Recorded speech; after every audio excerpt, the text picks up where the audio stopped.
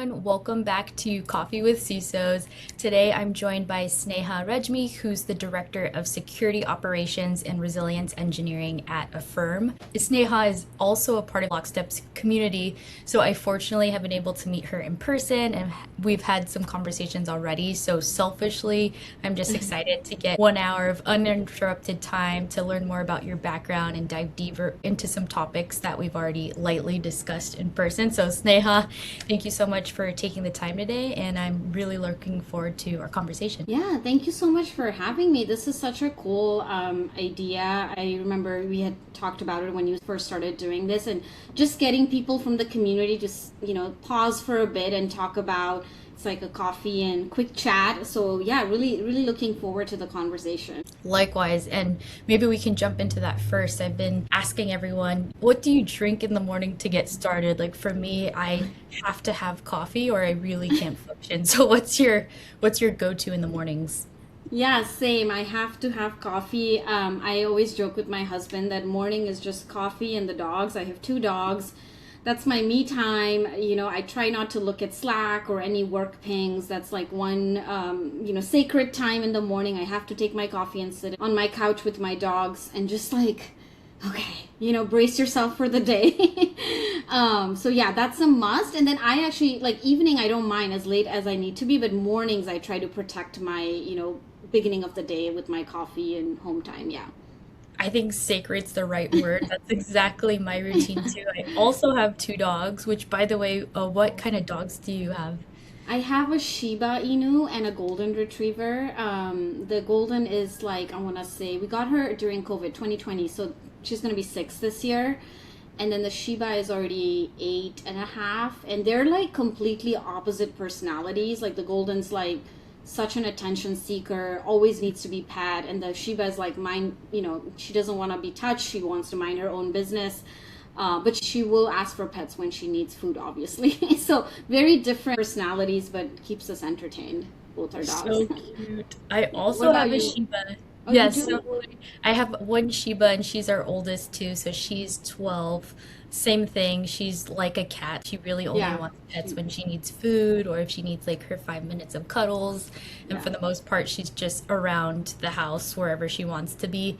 And then our youngest, we also got during COVID, is a Shikoku. So it's in the Japanese breed, I but it's a see. little bit larger than a Shiba. He's the opposite. He's probably like your golden, just very clingy, always needs to be attached to you like Yeah. Velcro. Yeah. Sometimes I'm like, I'll be in meetings and she'll just barge in. She might do that at some point. And their sizes are so, Golden's obviously way bigger and the Shiba is like tiny. So it's always a fun contrast.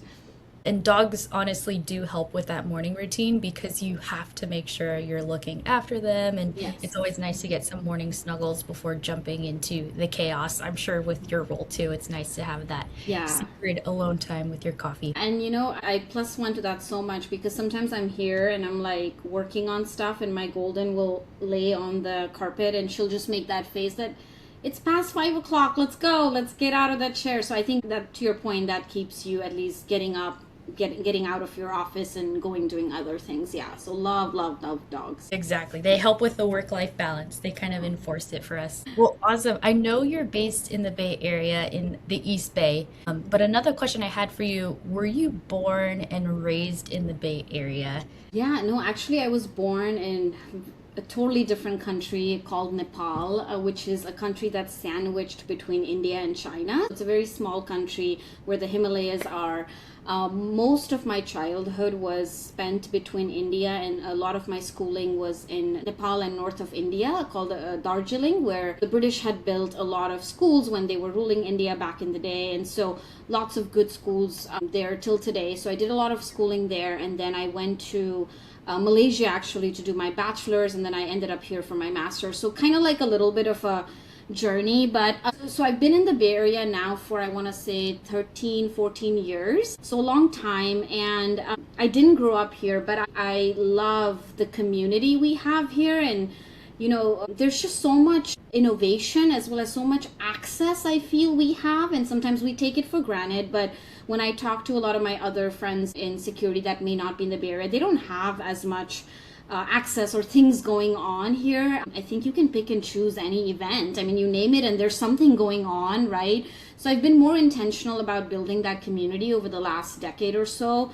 But yeah, like one thing I really love about here is the people you build, and you meet at the events, and the community you build, like even how we met through Rinky, obviously. And honestly, learning so much from all of them. Like the whole venture capital stuff is still pretty new to me, but I find that fascinating. And I don't think I would have gotten involved at any regard if I didn't have access through these people and feeling like, you know what, I can do it too. Oh, it's not this mystery that lives behind, so that's what I love about the Bay Area. But no, I did not grow up here. I'm sure people who did have more tech involved early in their childhood and stories there. Nepal is definitely on my list, so would love to pick your brain one day for a trip that way.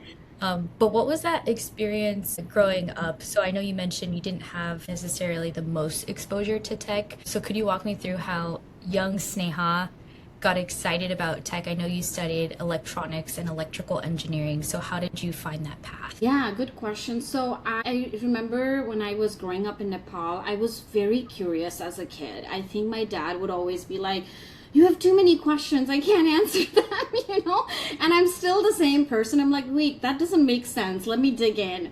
So I think that's the sort of bug that took me throughout my journey in tech, and here I am. So I would say that. And I don't even remember what year was it when we brought our first computer home, and I just remember being very curious, wanting to learn more, wanting to understand, like even if it were games we would play on the computer, then I would be like, no, this game is rigged and I think the algorithm works this way. So my brain was always like trying to figure it out. And in a lot of South Asian households, and you might have heard this from other friends in the community, it's very common, right? There were like these paths assigned for you, like doctor, engineer, and I was like, I don't want to do any of those. First I was like trying to figure out what is it that I want to do, and the medicine world was very scary to me. Like blood and all of that, I'm like, I can't. But I had a really good interest and passion for math and science a lot, especially math. I found that like it's like a game, you solve until you get the answer kind of thing. So that's kind of how I think that led me to doing engineering. And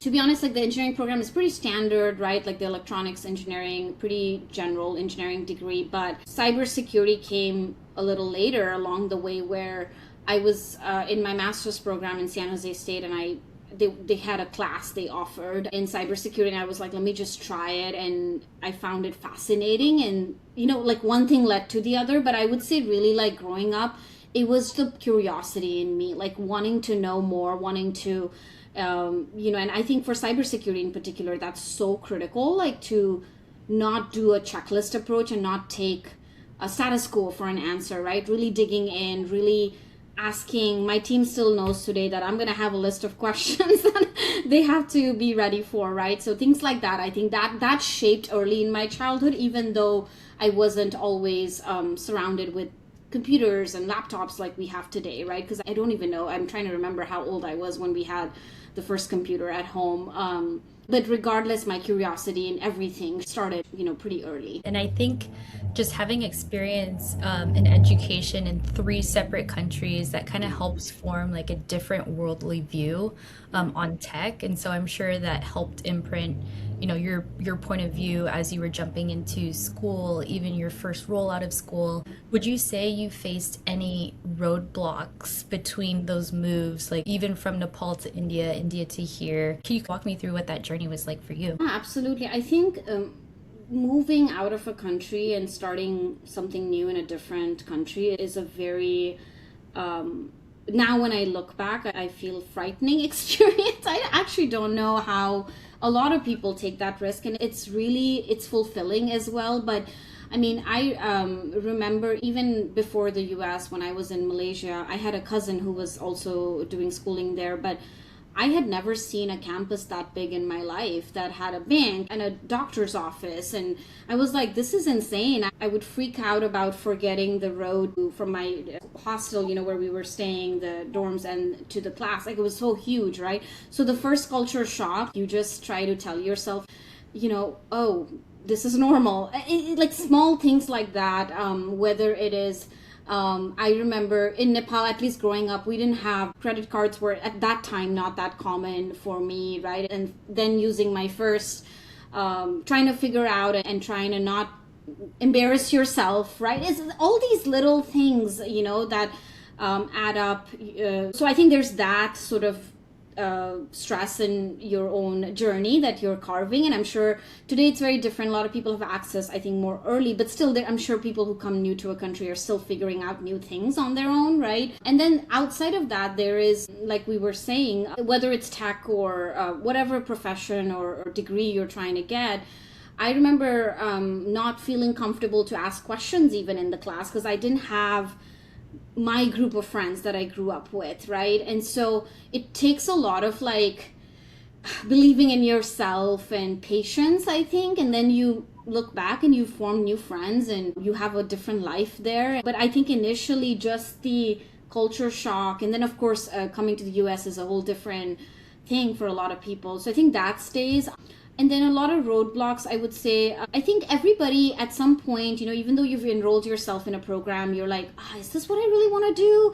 You always have those doubts, right? So I think I went through that a lot, but I told myself, as long as I'm learning and enjoying, I'm going to continue this path and see where this takes me. So it was never like, I knew I had to do this and it was perfect. It was never that. It was just like trying to figure out, do I enjoy this? Do I not enjoy this? So there's a lot of that self-doubt that also comes in general, but especially when you're in a new country, pretty much by yourself trying to figure things out. So I'd say those confidence issues, those not having that community to, at back home that would be like, you got this.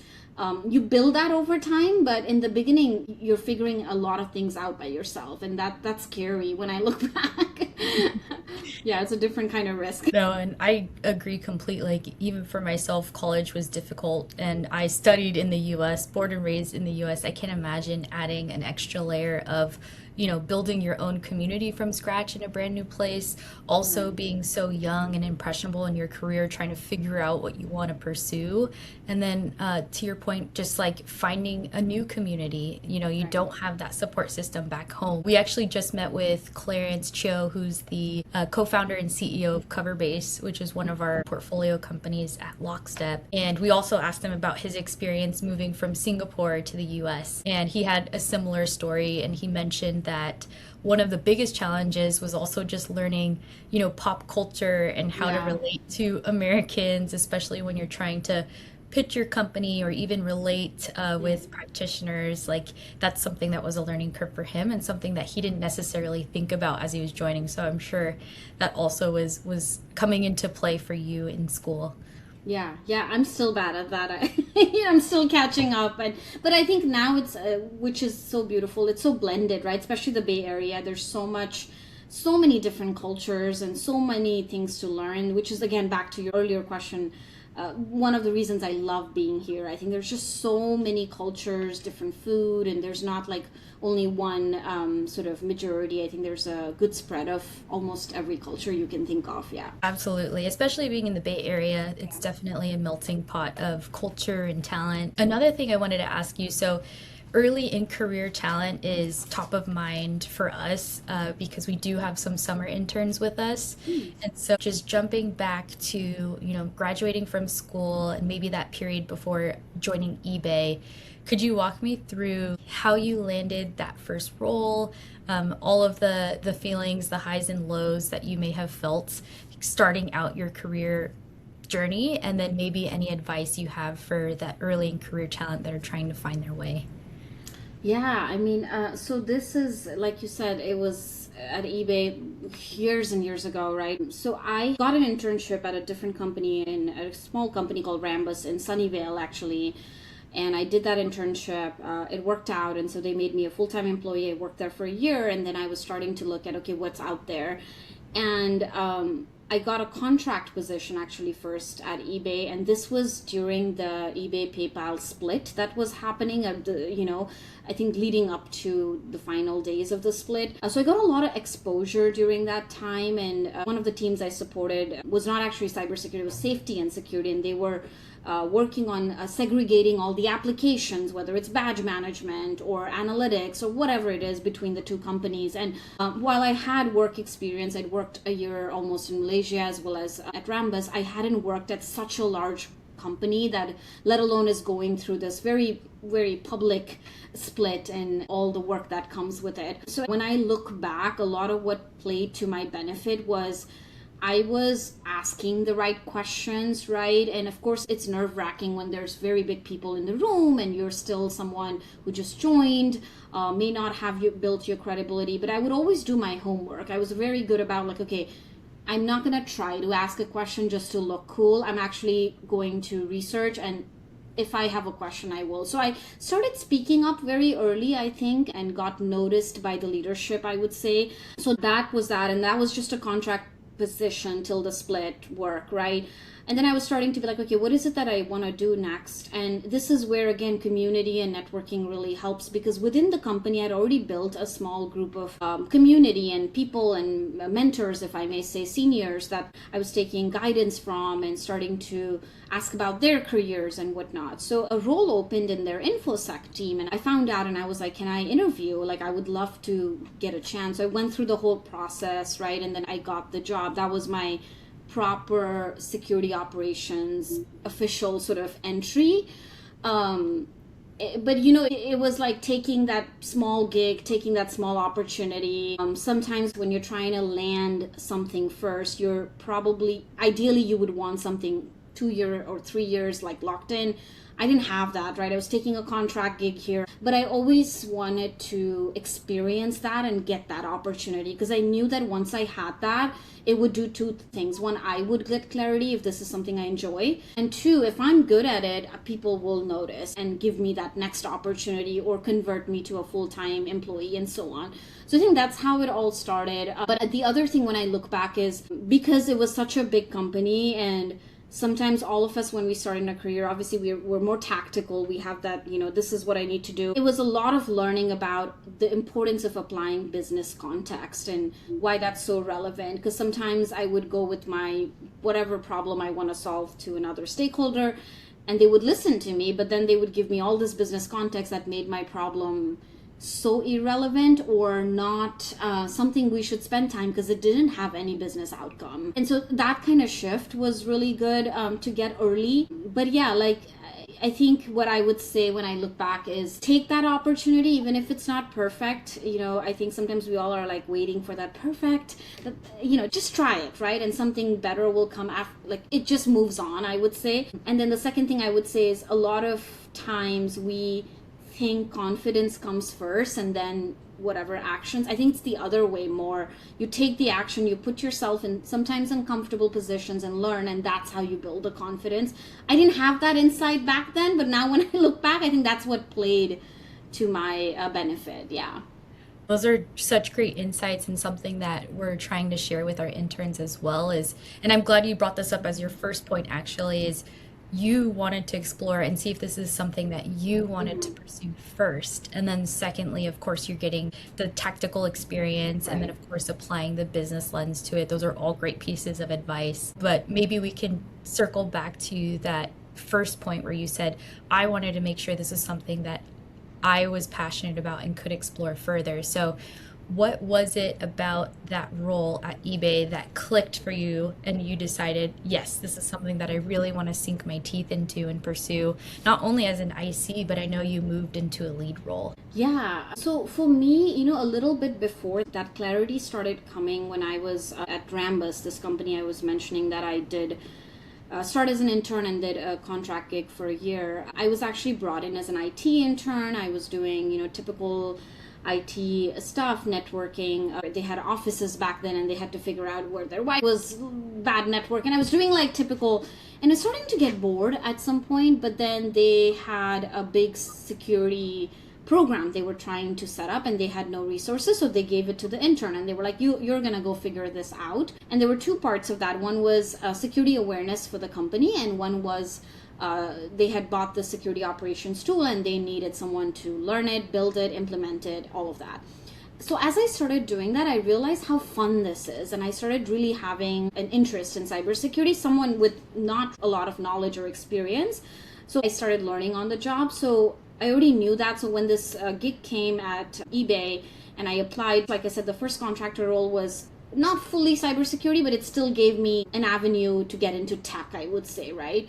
But when this InfoSec role that I heard about, that I applied for and all of that, I went back to, I mean, I still had to try it to know, but I went back to what I really enjoyed during that 1 year at the other company was a lot of the security operations work that came with investigating, finding the bottom of a problem. And I've talked about this before, I always used to think I'm this CSI person or Criminal Minds who walks into a room and there's a murder scene and you're trying to solve this. So in my head, it was like that kind of work. And I obviously was very naive then, didn't know all the details, but I knew that I enjoyed that. It invoked a great sense of learning need from me, right? Whereas other things I tried and did, I was like, okay, I'm starting to get bored here. So I think that sparked interest and back to the curiosity that I had as a kid. I think that played into that, and still till this day I would say that's like the one skill. I'm very curious as a person. I like to get to the bottom of things, but I think that made me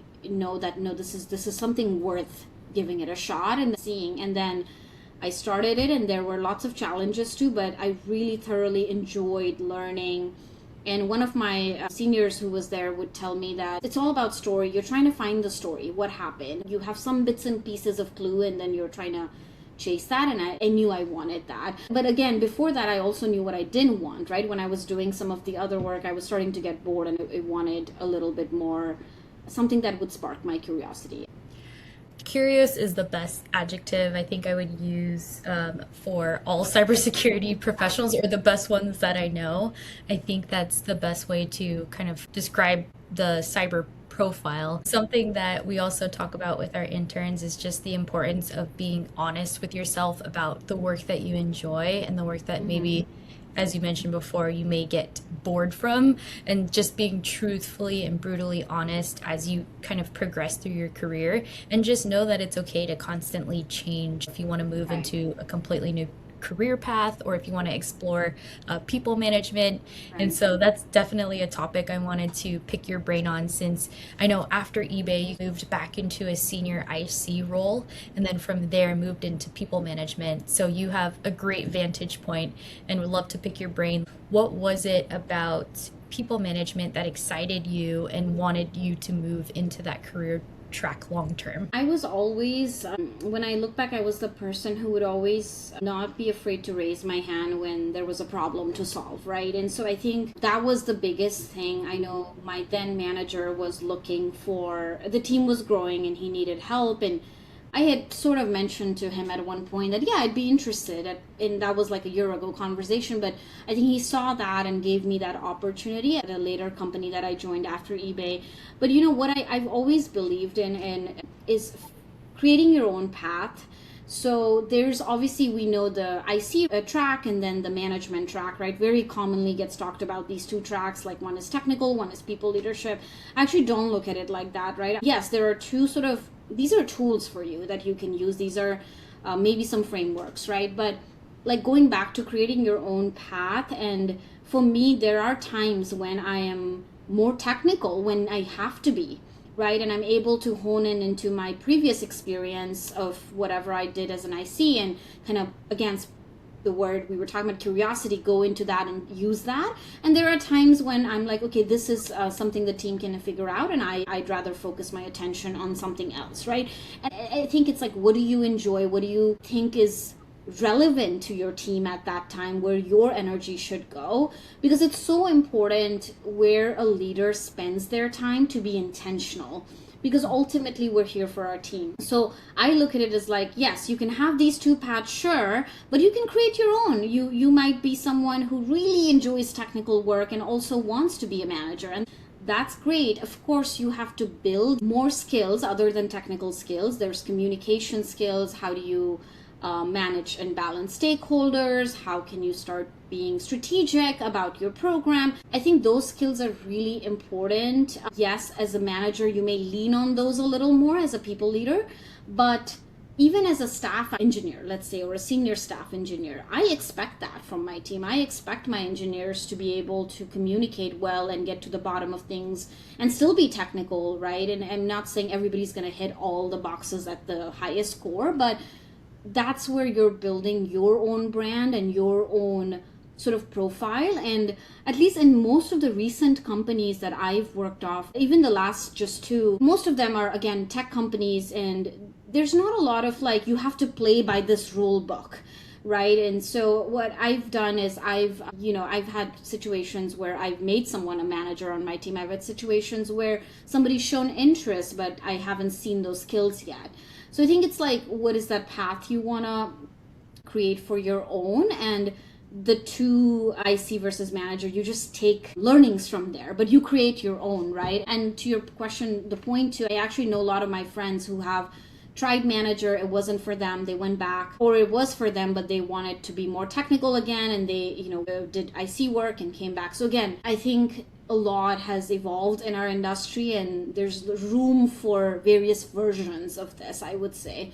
So not being afraid if you're too technical and you still want to be a manager, giving it a shot, and vice versa as well. And speaking of evolution, as you're thinking, and this is just a hot button topic, so I wanted to pick your brain on this. As you even think about your existing team and maybe potential headcount in the future, I know AI plays a major role in what you need to consider now as a manager. So how has AI impacted the way you think about resourcing for your team, or even, opening up bandwidth for some of the members on your team? Yeah, very relevant question. Obviously, the hot topic in our industry. So I don't know if this is a sort of an expected answer from like a lot of the security, but how myself and my team, of course, how we've been thinking about this whole thing is like in two buckets. So the first one I say is security for AI, right? Obviously, as security practitioners, we are concerned about some of the acceleration that's happening with very limited guardrails, and that's on us now to, whether it's prevention, detection, response, all of the above, various guardrails, that whether it's policies, technical controls, what we can do, it's on us to start and build where we can. So for my team, we focused a lot on, of course, there's education awareness you're doing with the users, but we're also looking at MCP gateways, LLM gateways, technical controls where we can. So that's the, how are we trying to do security for AI, right? And a lot of the other problems within that sort of space, the industry hasn't solved yet, but it's also exciting because there's so much innovation happening, brainstorming happening, different products, right? And some may solve it, some may not. So there's that. And then the piece on, which is more, I think, relevant to your question, is AI for security, right? Like, so what about AI helps my team and my program? Or what is my vision for it? For security operations in particular, I think there's so much more value it can provide. And I know some leaders are looking at it as like, no, I don't want to bring it because I don't want to replace humans. It's not about replacing humans. I've never looked at it that way. I actually think it's about giving humans the time back, like my team of engineers who have to go chase a lot of things, right? Investigations, incidents, projects, whatnot. I want to give them time back. So how can I leverage AI, agentic AI in security operations workflows? And there's a flood of products already at the market now. But the idea for me is, bringing it at every stage of our detection and response sort of workflow. So it could be as simple as triage in the beginning, getting a summary, and then over time, getting more confidence in it with tuning, as well as, different model checks and whatnot you can do from, maybe you something you're asking from Claude, and then you have something else you're checking with another AI provider, right? So you can build that workflow as that suits your goals. But after you do that, I think iterating it step by step, right? If the first step was, okay, I got a summary that helped an engineer avoid having to log in and in a weekend when they're paged, having to go and check something, versus they get the summary, they should, have validation checks, of course, but then they can make a judgment call. And so the decisions are still going to be, critical decisions should still be taken with human in the loop, but I see AI completely helping with, like I said, not only triage, it could be even, okay, I know I want to contain this host, and a lot of this automation can also alone do it. We don't only need AI, but combining agentic AI and automation in our security operations workflows, right? That I think will be a game changer. And I want that time back so my team has time to think, pause, reflect, learn, right? Instead of just trying to chase every small thing. And I think we should use AI for things that are especially low risk items right now. They're safe to at least experiment and try. As a leader, it's so great to hear that you are thinking of your team constantly and trying to see how you can free up their workload on less tactical things and more strategy, and giving space to breathe and kind of lift their heads up from the keyboard and jump into other, maybe project work that you'd like them to. One other thing I wanted to dig in with you. So I actually recently read an article from Noam Segal and Lenny Rachitsky on how tech workers feel about their careers. And one finding that stood out was that managers remain the single biggest driver for employee happiness. So as someone who's led teams for years, does that align with your experience? And what do you think great managers consistently do well? Yeah, that's a really good question. And it's interesting how, because I also obviously have a team, like you said, I also am an employee and I have a manager as well, right? I think managers play a huge role, absolutely. A good manager, comes to the team with clarity, expectations, is clear on what their expectations are, and it really is to enable the employee, right? At the end of the day, I look at it as like, how can I make each person in my team do their best work at the end of the day and learn and grow?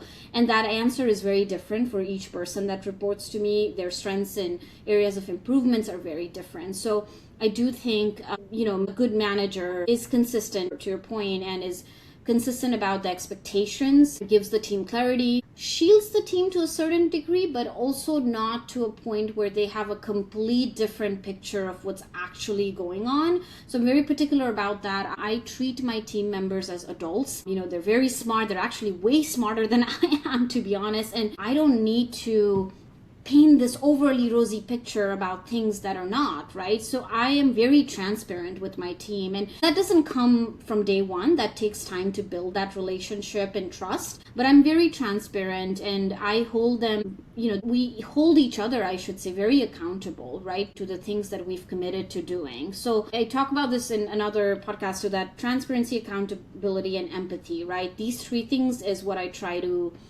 guide myself and my leadership principle, because if you're only transparent and holding your team accountable without any empathy, that's also very harsh, right? So there's that nice balance, but at the same time, being an empathetic leader and providing psychological safety should also not mean that we're only going to talk about praises. No, to me, psychological safety and those things actually mean that we are empowered and feel safe here to challenge each other's views and still feel safe in doing that. Disagree with your manager if you're not aligned. And of course, there's a tact and way to say it. So yes, I do think a manager shapes a lot. And I recently read this thing that I was trying to be more intentional about is, what's that? And this again might be cheesy, thermostat versus thermometer, where as a manager, you want to be regulating the temperature in your team and setting the direction, and not just be the thermometer who's reacting and just reading off the temperature, right? So I find that pretty fascinating and try to be intentional where I can, but at the same time, like we were talking about,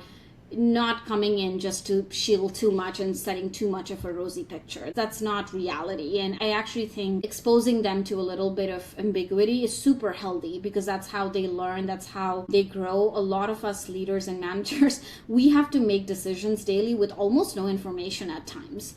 And so you don't want to, shield your team too much to know everything's going to be perfect. So I'd say that. And then as far as happiness, right? Like, yes, I do think a manager has a big role, but I also think what I would like to do as an employee myself is, I obviously admire the managers I've reported to. They play a huge role, like we talked.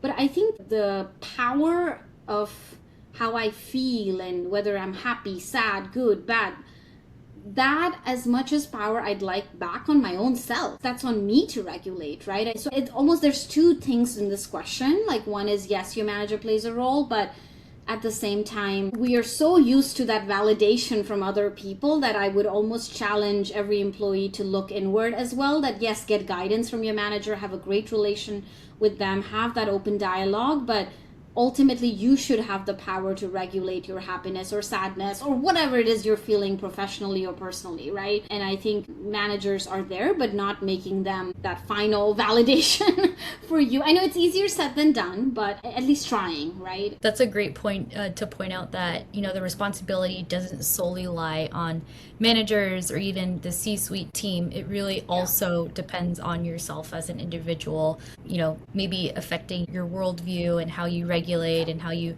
show up and perceive everything that's going on in the workplace. And this actually directly ties to the last question I wanted to ask you. To prepare for this episode, I read your Medium article, so navigating brilliant jerks to move beyond the friction in tech. And it really stood out because it's a practical guide for, recognizing difficult workplace dynamics while protecting your confidence. So what inspired you to write it, and why do you think this topic resonates with so many people? Yeah, what's funny is actually I had started this article a few years ago and left it in draft mode in Medium. I don't even know what year it was. And recently I got back to writing again, and I was like logging into my Medium to see, when did I write last? And then I saw this one paragraph written article. And I was trying to go back in my memory, like what may have sparked this. But I, just thought in general, I think when I look back at my own journey, we talked about some of the things today, and I hear from my community that, workplace dynamics are so layered and there's so many things that plays, right? And a lot of the times when I was talking to especially females, I've noticed that they're not as confident about their abilities because either somebody else in the room shut them down or somebody's being a jerk.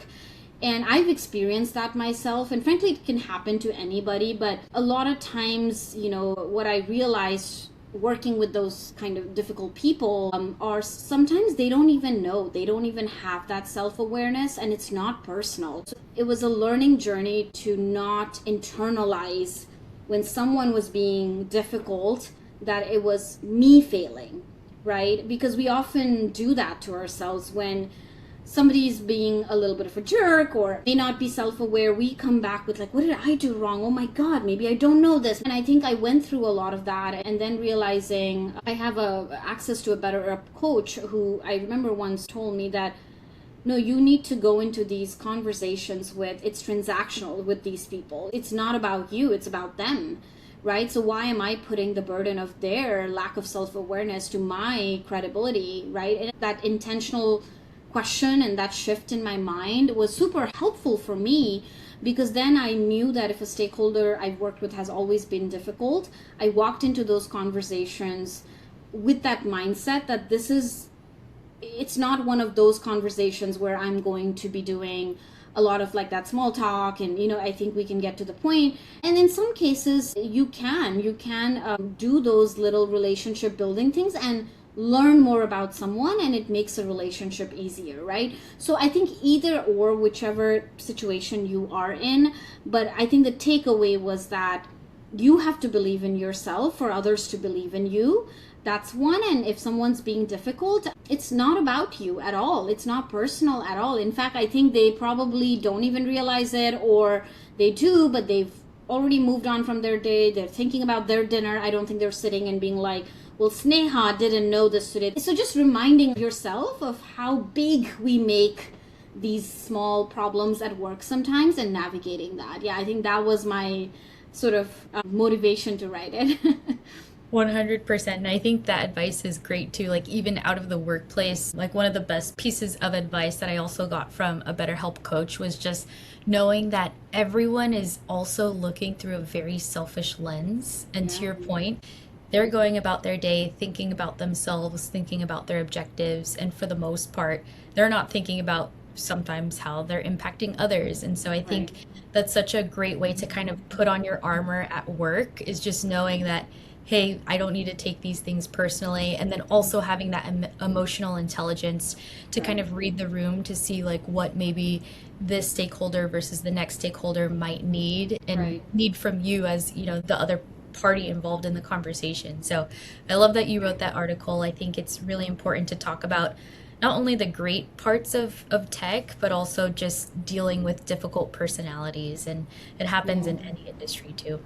Right, and the part you mentioned, right, reading the room, I think that's such an important skill. Any time in your career where you can learn that, even early in your career, understanding team dynamics, when to say what, how to say things. A lot of times it's not what you say, it's how you say it, right? I think all of those, back to our question of being a leader, whether people manager, technical, it doesn't really matter. I think those are skills you have to try to learn early and slowly grow them, because one of the things I always remember, one of my managers would tell me, people will often forget what you said, but they will never forget how you made them feel. And that's something that stayed with me, and goes back to the empathy I try to bring in running my programs and teams, but not in vacuum, right? It has to be with accountability and goals and deliverables and raising a high bar. But I think that the piece we were talking about in terms of really honing into your confidence, I would say, and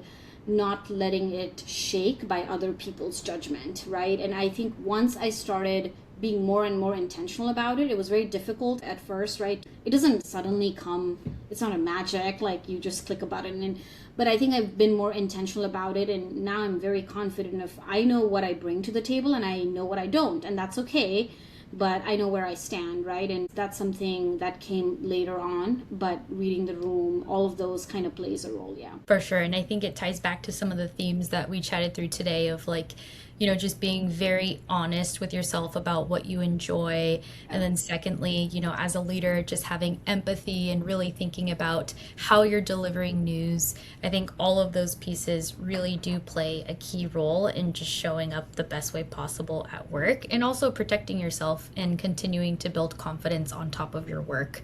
I think for me personally, you hit it right on the head of just being confident in what you're able to execute and not letting anything really waver whether it's difficult personalities, difficult work situations.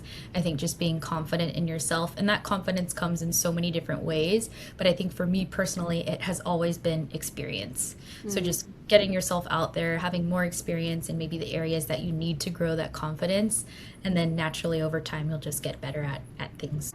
And taking risks, right, like we were talking about earlier. A lot of times I remember looking at senior people and thinking, wow, they're so confident, someday I'll get there and then I'll do blah. But honestly, what you just said, like, if you have an opportunity and just jump on it, you will figure it out. And if you don't, then you have an answer too, right? Like, either whether you can do it or you can't, you get an answer regardless. But a lot of confidence comes from taking those actions, those experience, and then suddenly when you look back, you have a whole portfolio of achievements and challenges, problems you've already solved, right? That you were not sitting there and sort of first thinking, how do I get confident first and then take that. It's the other way. Almost every leader I've talked to, will say that they just figured it out. They didn't have an answer, but they just jumped on it. Exactly. That's one of the biggest things I've learned too with this podcast, interviewing Rinki and Lucas to start. That's one of the topics that I talked about with them, because as you know, like Rinki's personality, she's very confident. She presents as a very confident executive. Same thing with Lucas. And of course, they had the confidence to launch a startup from the ground up. So I was picking their brain about how they personally developed confidence, and they said, they're still doing it today. It's an active process for them, and it's something that you never just achieve forever. It's constant in evolution. And they also said just knowing that no one knows what they're doing and we're all just kind of trying to figure out things together, I think that helps them kind of bring themselves back down to earth and know that we're all just human. We're figuring things out. No one has everything figured out perfectly.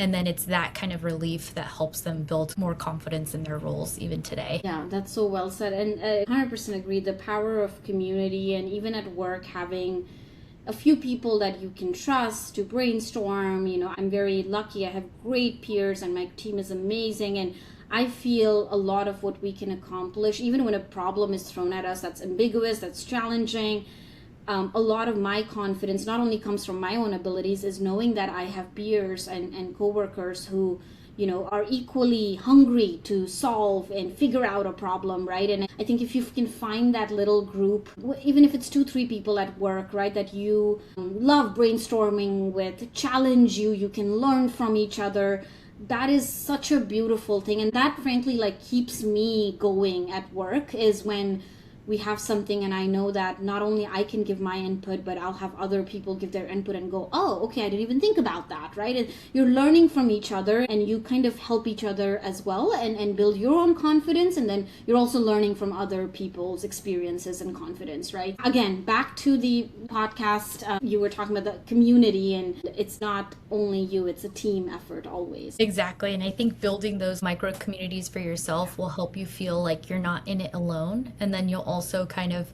jump in and expose yourself to many more opportunities that maybe you wouldn't have been exposed to had you kind of sheltered yourself and not branched out. So I think that's, to your point, bringing it back to community, that's what's so important about it, is having folks that you can brainstorm with, you can sound dumb in front of, you can, throw pie in the sky ideas to, and just really have that safety net and that psychological safety to be yourself. So that's why we started the Lockstep communities, to have some amazing practitioners like yourself, to really have those resources for whatever, needs it may be. So Sneha, I know we're coming up at time, but maybe to end on a fun question, if you weren't in cybersecurity, what profession do you think you'd be? Wow. Let's see. Okay. I think the answer I would like to believe would be, I would love to be like a prosecutor, like a lawyer, because I love, I was telling you these, I feel like I'm solving crimes and I'm able to kind of come with facts and be like, this happened and that. I would love that if that happened, but I think the reality would be I'd probably be like an educator or something, like a teacher, or but I've always had an interest in both, from the prosecution side of law as well as the criminal defense side, right? Because I watch a lot of these, like I grew up in cybersecurity, I should say, watching Criminal Minds as an example. So that would be super cool. But then when I think of all the amount of paperwork and like how redlining and all of that all our lovely lawyers have to do, I don't think it was for me. I'm glad I am in cybersecurity more. I mean, there's a lot of paperwork here too, but different kind. Yeah. Totally. I could see you in both professions, and honestly, I would hire you as my lawyer. Right.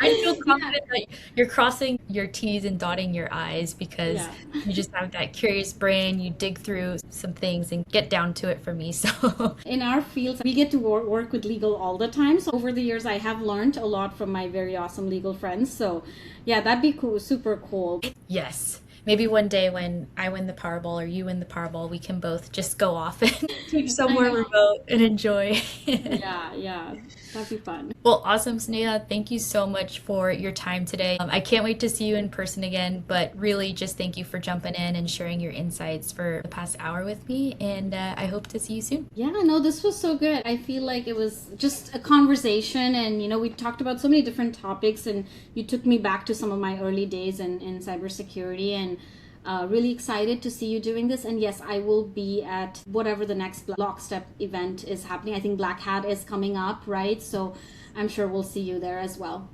Yes, Thank Black you. Hat will be a lot of fun. So thank you for your time, and excited to see you in Vegas. Awesome. Thank you. Bye. If you do want it.